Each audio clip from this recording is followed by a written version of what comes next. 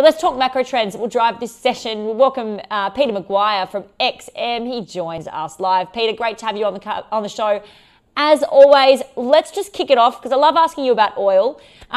Oil prices at the moment, bit of a, I guess, reflection of what's going on in the global economy. We're starting to see reopenings across the world now as virus numbers continue to diminish, although still there, of course, and particularly in some countries. What are you seeing this, or how are you seeing this impact the price of oil? Well, good morning, Ingrid. You know, when you're looking over the last couple of days, it's certainly having a little bit of a holiday, and pardon the pun, with Memorial Day today. So we've seen that $33, $32 range for WTI and probably, you know, similar numbers for Brent, just a couple of dollars more. And it's been a little bit of profit taking. We've had a very strong move to the upside over the last week and a half, and it seems to be plateauing a little bit. US dollars holding that 99 level. So let's see what happens as far as these China-US talks over the next couple of days. What goes on as far as numbers being released? We've got a swathe of data across the world coming out this week. And as we all know, a lot of these economies are starting to, you know, come back online. So we could see a little bit more of a demand picture, and that could force prices up a little bit further up from here. Not having a big impact, though, on some of the commodity currencies, is it, in terms of oil, particularly the Canadian dollar?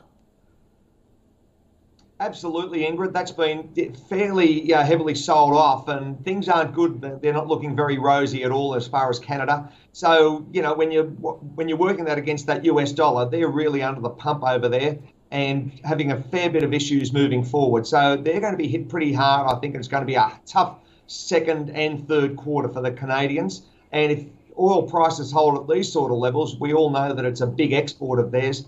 It's going to be a hard one to move forward as far as the Canadian dollar.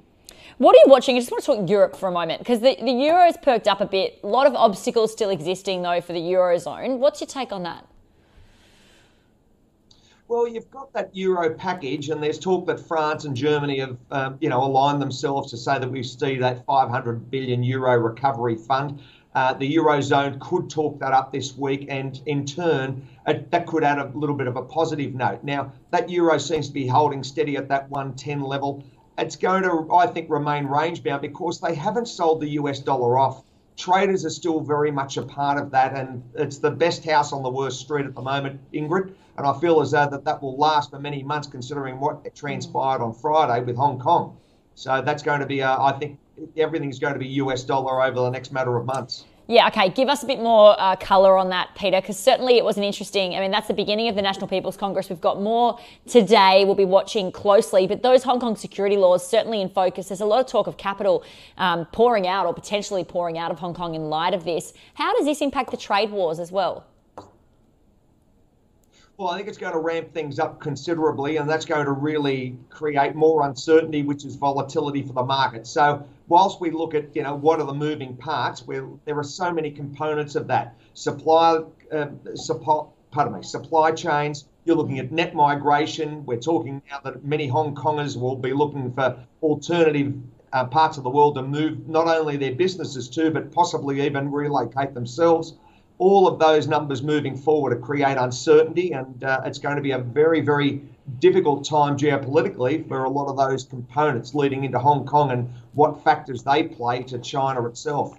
There's been a lot of comments as well from Mike Pompeo over the weekend talking about the Victoria deal with Belt and Road and saying it could disconnect easily with Australia. I mean, some pretty strong words. I know the US Embassy here has been quick to backtrack on those and trying to somewhat backtrack on that sort of ideal. What's your take on this, though? Because as Australia, obviously, as we know, we're somewhat in the middle, have important relationships with both for different reasons, with both US and China. How do we balance it here, and how does this impact things like the Aussie dollar? Well, if we move to the Aussie dollar first, I feel as though, look, it's had a very strong move over the last week or so. It's back at that, you know, reasonably good numbers, and I feel as though there could be pressure to the downside in the short to medium term. And the reality is quite simply because of this uncertainty with the Belt and Road. So there's the first part. Politically, it's a hard one to navigate through because we've got our dependency naturally with China as far as exports, but the more important relationship in a lot of people's eyes from Australians' point of view is certainly US big brother. So it's an election year. I think there's going to be some casualties as all of this plays out. and how Australia plays is going to be very, very interesting at all. That leads naturally to the next part. Normally you ask how gold is, Ingrid, and I've got to say we could see it further up from here due to the uncertainty in the market. Yeah, you read my mind there in terms of gold, but we've also, not just because of uncertainty in the market, also all the liquidity that continues to be pumped into the economies around the world and expected to continue for a very long time to come.